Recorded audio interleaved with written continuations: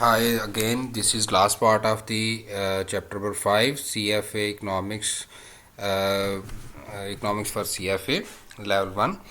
And this is National Income part 3, and this is the last chapter, last part of this chapter. Okay. Economic growth and productivity. As we know that production is a function of labor and capital. Y is a function of L and K. So, Y is equal to A plus F and K. So, Y is output, A is technological intercept, which we talk about later. Function of labor and capital, L for labor and K for capital. Let's see. A is a technological knowledge.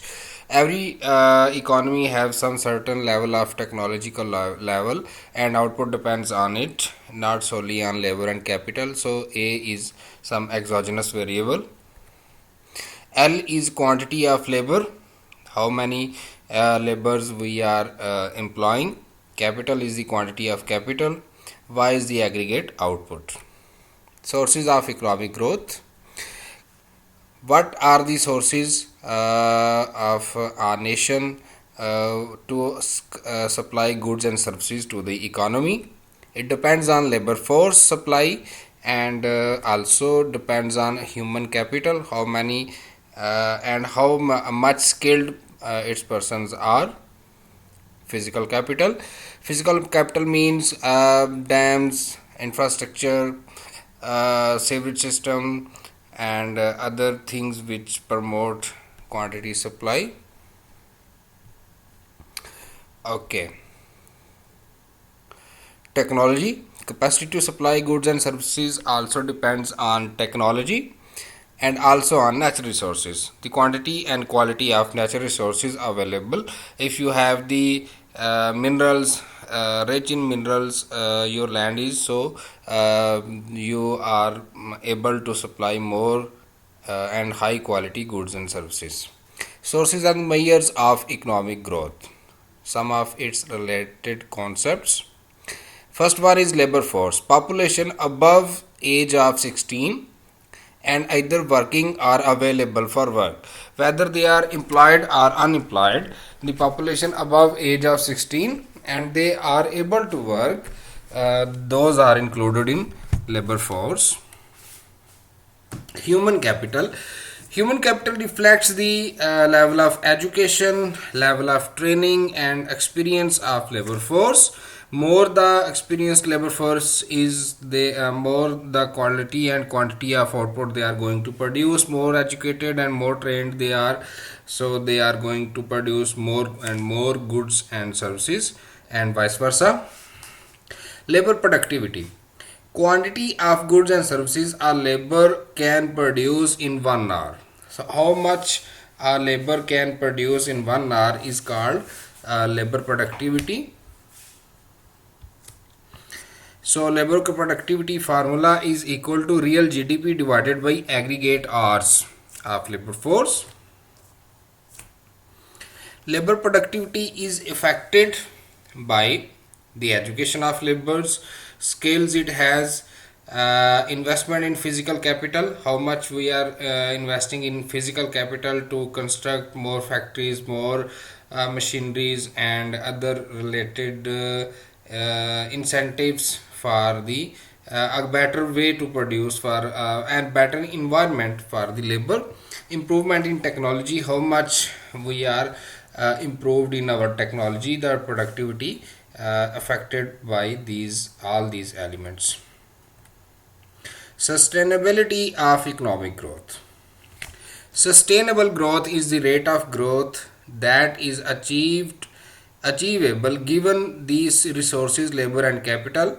It depends on productivity and size of labor force. So potential growth rate of GDP adjusted for inflation, this is GD not GD, this is GDP.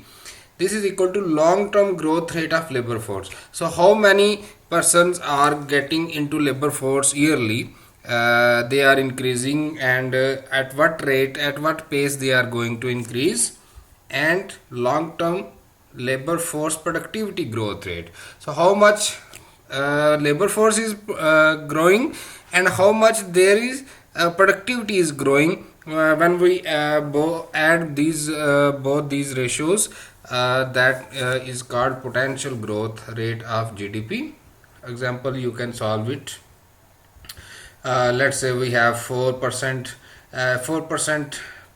increase in the labor force and 1% in the productivity, so we have 5% potential GDP growth rate. We can derive the degree of slacks in an economy by comparing actual growth in GDP with potential growth in GDP.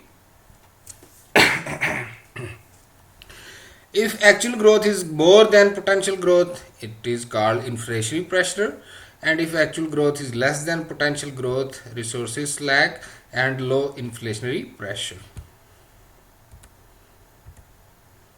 Production function and growth.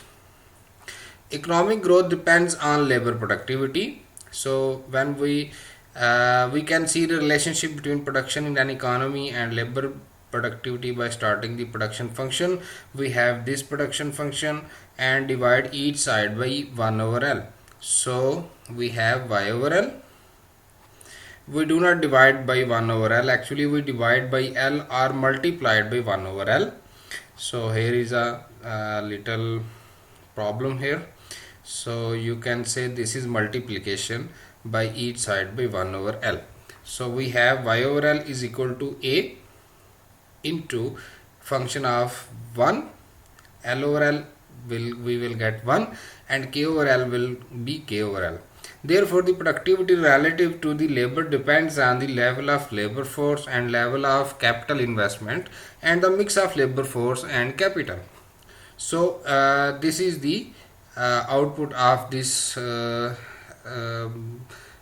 step, that the labor force productivity of Y with relative to the L depends on the in both combinations and the also on the labor force.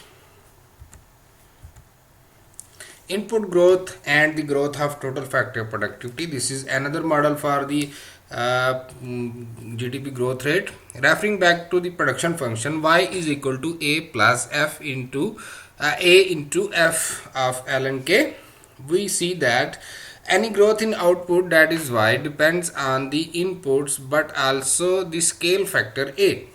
A captures technology or total factor productivity. It is also called total factor productivity, which is sometimes referred to as an index of output per unit input. So TFP is often viewed as the growth in GDP that is not explained by the growth in labor or capital. So therefore an upgraded model of GDP or potential GDP is potential growth potential in GDP is equal to total factor productivity growth. What is the growth in A, this technological intercept, plus what is the growth in labor, plus what is the growth in capital. We both add these both into A, which is TFP growth. So that is total gross potential in GDP. Thanks for watching. And one more thing, I love to hear from you, so please subscribe and you can comment me anything you want. Thank you.